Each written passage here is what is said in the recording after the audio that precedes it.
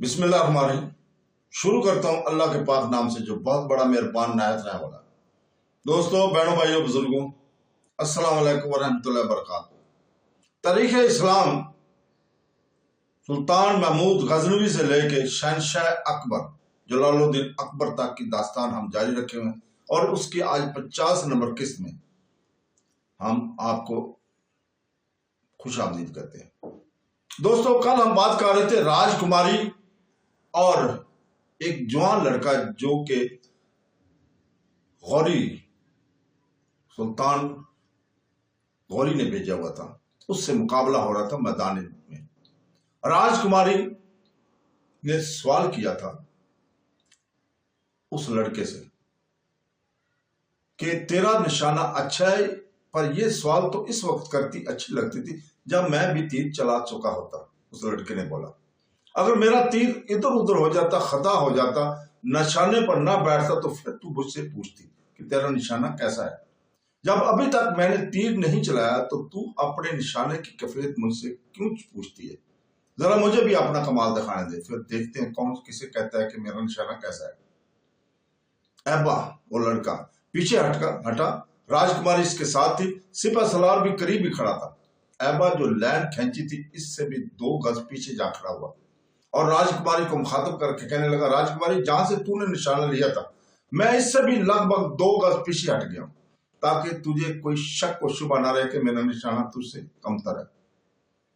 इसके साथ ही ऐबा ने कमान सीधी की, तीर जमाया, कमान खींची, सांस रोकी, तीर चलाया और तीर ऐन राजकुमार देवी की बाली के दरमियान प्रविष्ट हुआ था। तीर चलाने के बाद ऐबा ने राजकुमारी से कहा, अब चल मेरा भी निशाना देख, तुझसे ज्यादा फासले पर खड़े होकर मैंने तीर चलाया। राजकुमारी शर्मिंदा और हौजल से खाली थी। इसके साथ होली करीब जाकर भीमदेव के सिपह सलार और कमार देवी दोनों ने देखा ऐबा का तीर भी ऐन बाली के वस्त्र में जाकर प्रविष्ट हुआ था। ऐबा का निशाना देखते हुए राजकुमारी दंग से रह गई थी। ऐन इसी वक्त ऐबा को ना जाने क्या सूझी कि एकदम वो हरकत में आया, राजकुमारी देवी के करीब हुआ और इसका बाजू इसने थाम लिया था। इस मौके पर नहरवाला का राजा भीमदेव, इसकी रानी कमल, बेटा रामतो, उच्च का राजा दिलपतराय, इसका सिपह सलार बालक राम, दिलपतराय की रानी चंपाडी, इसकी राजकुमारी सोन किरण, सब अपने निशिस्तों से उठकर मैदान के वस्त्र में आ गए थे। अभी तक ऐबा राजकुमारी देवी का हसीन मरमरी चिकना सुर्ख बाजू थामे खड़ा था, जबकि इसके सामने राजकुमारी बिल्कुल खामोश गर्दन झुकाए खुद सुपुर्दगी के अंदाज में खड़ी थी। इनके करीब आकर भीमदेव, इसकी रानी राजकमल और बेटा रामदेव रुक गए। इनके पीछे दलपतराय, सोनकरण, चंपानीर भी खड़े हो गए थे।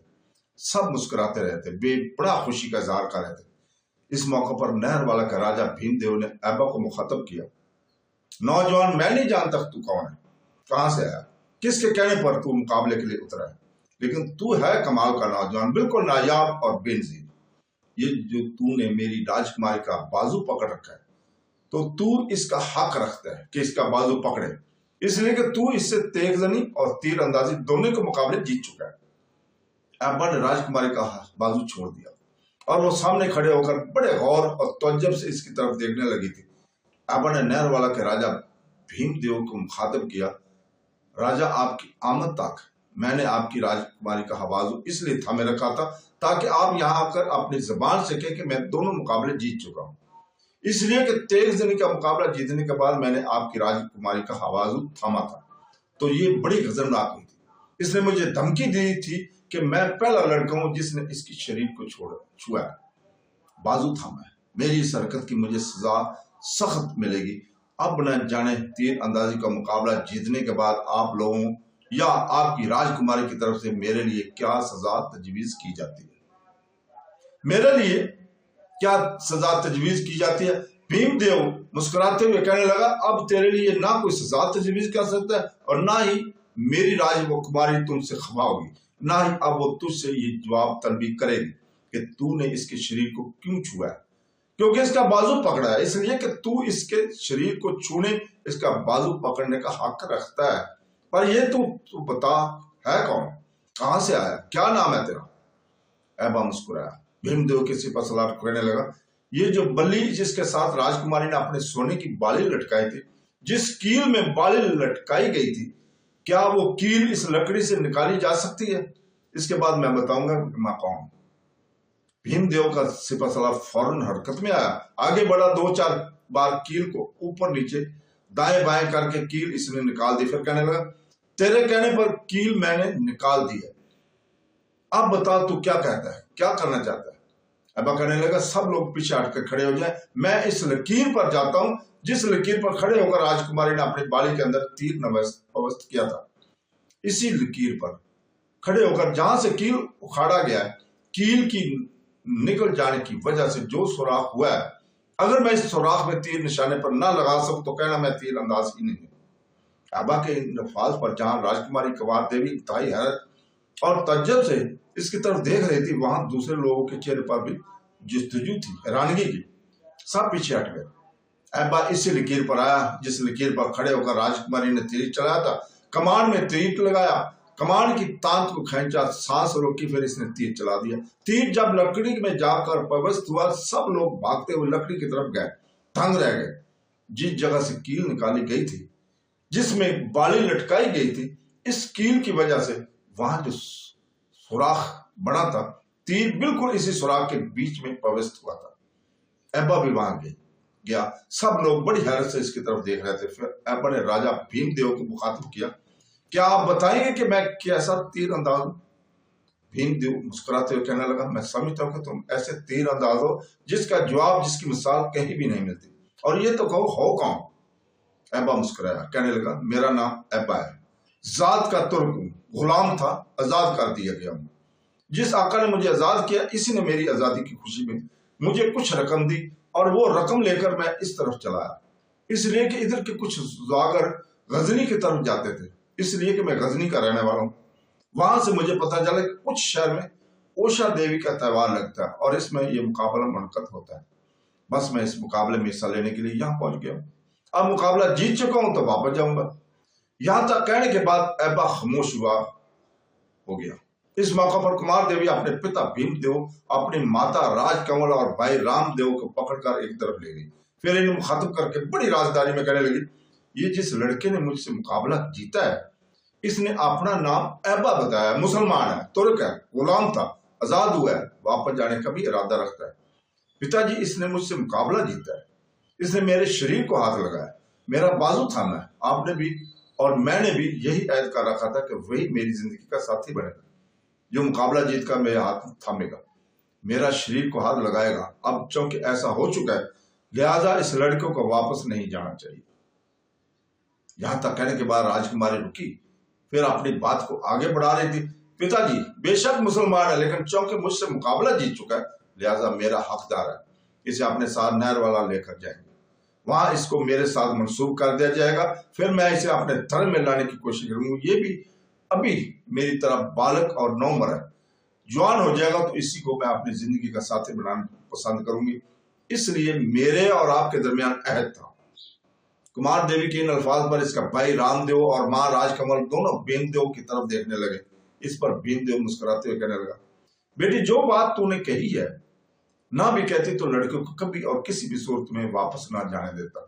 ये अगर मेरी अपनी मर्जी से मेरे साथ नहीं जाएगा तो जबरदस्ती से अपने साथ लेकर जाएंगे, अपने पास रखेंगे। अगर ये बाबूजी अपना धर्म तब्दील करने पर राजीमंद हो गया तो याद रखना, इसे कहीं नजरबंद कर देंगे, इसके पांव में जंजीर डाल देंगे जब तक धर्म बदली नहीं करेगा और तुम्हें अपनी जिंदगी का साथी बनाने पर राजीमंद नहीं होगा। इस वक्त तक इसे रहाई नहीं मिलेगी। भीमदेव जब खामोश हुआ तो इसकी रानी राजकमल इसकी तरफ देखते हुए किसी कदर इत्तेजाज में कहने लगी, मैं आपके इन अरादों से कतई इत्तेफाक नहीं करती। इस तरह जबरदस्ती इस लड़के को लेकर जाना न सिर्फ नाइंसाफी है, बल्कि इससे यहाँ दंगा और फसाद भी उठ सकता है। लड़का बहादुर है, तेगजानी और तीर अंदाजी में अपना जवाब नहीं रखता। आप जानते हैं कि इन इलाकों में मेरी बेटी कुमार देवी की तेगजानी और तीर अंदाजी की धूम थी, कोई इसके मुकाबले पर नहीं आता था। यह लड़का ऐसा नायाब और बेमिसाल है कि तेगजानी और तीर अंदाजी दोनों फनून में इसने कुमार देवी को नीचा दिखा दिया। ठीक है, ये कुमार देवी का हकदार है, लेकिन इस पर जबरदस्ती नहीं करनी चाहिए। अगर यहां से हमने इसे जबरदस्ती ले जाने की कोशिश की और इसने शोर शराबा शुरू कर दिया तो यहाँ मुसलमान इकट्ठे हो जाएंगे। इस तरह यहाँ दंगा फसाद उठने का खतरा है। यह भी मुमकिन है कि अपने यहाँ इस दंगा फसाद को देखते हुए दलपत राय भी इस लड़की की तरफदारी करने पर मजबूर हो जाए और हमसे कहे कि इसे जबरदस्ती साथ ले जाकर ना जाए।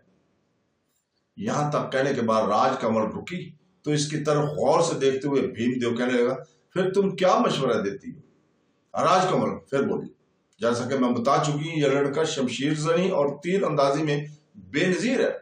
इसे अपने इन फनून पर घुमंड भी होगा, वो अकड़ भी सकता है। ऐसे लोग अगर अकड़ जाएं तो टूट जाते हैं, झुकते नहीं है। मैं चाहती हूँ किसी तरीके से इससे अपने साथ लेकर जाए, रजामंदी से, इसकी खुशी से। अगर वो अपनी खुशी से जाएगा तो याद रखना हमारे यहाँ हमारे पास जाकर रहने पर भी आमादा हो जाएगा, और अगर हमने इसके साथ जबरदस्ती की तो हर वक्त वो हमारे यहाँ से भागने की कोशिश करेगा और भागने का कोई भी मौका हाथ से जाने नहीं देगा। लिहाजा मैं चाहती हूँ कि मैं खुद अलहदगी में इससे बात करूं, इसे नहर वाला जाने की तरकीब दूं। मुझे उम्मीद है कि मैं इसे बखुशी अपने साथ ले जाने पर आमादा कर लूंगी। इसलिए जहां तक इसने इंसाफ किया कि वो गुलाम रहा है, ऐसे बच्चे जो गुलाम होकर एक जगह से दूसरी जगह बिकते हैं, इनका आगा पीछा कोई नहीं होता। हमदर्दी के लायक होते हैं। थोड़ी सी भी हमदर्दी इन्हें मोम की तरह पकड़ा कर रख देती है। और फिर मैं जब इसे आलीशान मुस्तकबिल की चकाचौंध दिखाऊंगी तो मेरे ख्याल में ये जबरदस्ती की नौबत ही नहीं आएगी। बखुशी हमारे साथ जाने पर रजामंदी हो जाएगा। भीमदेव और इसके बेटे रामदेव दोनों ने राजकमल की इस तजवीज से इत्तेफाक किया। फिर भीमदेव कहने लगा, इससे गुफ्तगू करनी है तो फिर कुमार देवी को भी अपने साथ लेकर जाओ, ताकि तुम्हारे साथ ये भी गुफ्तगू में शामिल हो, इसलिए कि वो मुकाबला जीतकर इसका हकदार बन चुका है और इसकी जात भी इसके लिए कशिश का बायस बन सकती है। भीमदेव जब खामोश हुआ तब रामदेव बोला, कहने लगा, पिताजी ठीक कहते हैं, आप दोनों जाएं और इससे बात करें। राजकमल और कुमार देवी दोनों ने इससे इत्तेफाक किया। फिर वो इस तरफ आई जहां ऐबा खड़ा हुआ था। राजकमल और कुमार देवी दोनों इसके पास आकर रुकी। फिर राजकमल ने इंतहाई शफकत से ऐबा को मुखातब करते हुए कहना शुरू किया, ये बात तो तयशुदा है कि तुम राजकुमारी कुमार देवी को जीत चुके हो, तुम इसके हकदार भी हो। तुमने इसका बाजू थामा इसलिए कि तुम इसका हक रखते हो। लेकिन अब मैं तुमसे एक इंतहाई अहम मौजू पर गुफ्तगू करना चाहती हूँ। इस मौजू में तुम्हारी और हमारी सब की बेहतरी है। पहले ये तो बताओ कि तुम्हारे साथ कोई और भी है? अब ने कुछ सोचा, फिर कहने लगा, मेरा एक साथी भी है। हम ओशा देवी के इस त्योहार में इस लेने के लिए आए थे। मेरा साथी भी यही है। वो सामने लोगों के अंदर खड़ा हुआ। ऐबा जब खामोश हुआ तब गुफ्तगू को आगे बढ़ाते हुए राजकमल फिर कहने लगी, देखो बेटा, जैसा कि मैं बता चुकी हूं और मान चुकी हूं, तू कुमार देवी का हकदार है। अब तू भी अभी बच्चा और नाबालिग है और ये भी अभी बच्ची और नादान है। फिलहाल तुम दोनों को मंसूब किया जाएगा। इस सिलसिले में तुम यहाँ से हमारे साथ जाओगे, नहर वाला में जाकर क्याम करोगे, वहीं हमारे साथ रहोगे। यहां तक कहते कहते राजकमल को रुक जाना पड़ा, इसलिए कि ऐबा कहने लगा, लेकिन ये कैसे मुमकिन है? इससे आगे ऐबा कुछ ना कर सका, इसलिए कि राजकमल ने इसके मुंह पर हाथ रख दिया। कहने लगी, बेटे इससे आगे कुछ मत करना, इसलिए कि इससे दंगा और फसाद उठ खड़ा होगा। मैं तुमसे गुफ्तगू इस एक माँ की हैसियत से कर रही हूं और मेरी गुफ्तगू में तुम्हारी बेहतरी होगी। ये मेरी बेटी है, तुम इसके हकदार हो। बेटी से बढ़कर मुझे कोई अजीज नहीं है, क्योंकि तुम इसे जीत चुके हो। लिहाजा तुमसे भी बढ़कर मेरे लिए कोई नहीं है। अभी मेरा शोर राज भीमदेव और इसका सिपा सलार तुम्हें अपने साथ नहर वाला ले जाने की पेशकश करेंगे। देख बालक, अगर तू अपनी रजामंदी और खुशी से हमारे साथ जाने पर रजामंद हो गया तो मामला यही खत्म हो जाएगा। अगर तुमने इनकार कर दिया, नहर वाला हमारे साथ ना गए, तो याद रखना राजा भीमदेव, इसके लश्करी, इसके सिपा सलार तुम्हें जबरदस्ती अपने साथ नहर वाला लेकर जाएंगे। ऐसी सूरत में बेटे तुम्हारे लिए मुसीबतें खड़ी हो सकती हैं, क्योंकि तुम्हें वहां जबरदस्ती ले जाया जाएगा। लिहाजा वहां जाकर तुम पर एतबार नहीं किया जाएगा।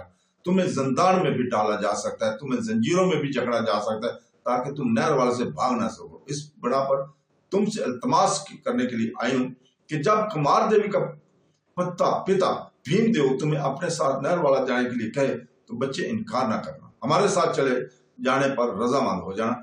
इसमें तुम्हारी ही बेहतरी है। इसी में मेरी राजकुमारी कुमार देवी की भी रजामंदी और खुशी है। कुमार देवी को मैं अपने साथ लाई हूं ताकि ये तुम्हारे साथ गुफ्तगू में शामिल हो। राजकमल जब खामोश हुई तब राजकुमारी देवी एब्बा की तरफ देखते हुए बोली, कहने लगी, देखो तुम मेरे साथ दोनों मुकाबले जीत चुके, वादे के मुताबिक अब तुम मेरे ही हकदार हो। इससे बढ़कर तुम मेरे शरीर को भी हाथ लगा चुके हो। तो हमारे यहाँ वो मर्द जो किसी राजकुमारी के शरीर को हाथ इसकी रजामंदी से लगाता है तो फिर वो राजकुमारी का ही होकर रहता है। इस लिहाज से अब मेरे और तुम्हारे दरमियान एक रिश्ता है। मेरी तुमसे निब्ती और इल्तमास है, बिनती और इल्तमास है कि इस रिश्ते को तोड़ना नहीं, हमारे साथ नहर वाला जाने से भी इनकार ना करना। तो दोस्तों इसी जगह पर रुकते हैं, अगली किस्त इंशाल्लाह ताला कल यहीं से शुरू करेंगे। अल्लाह हाफ़िज़।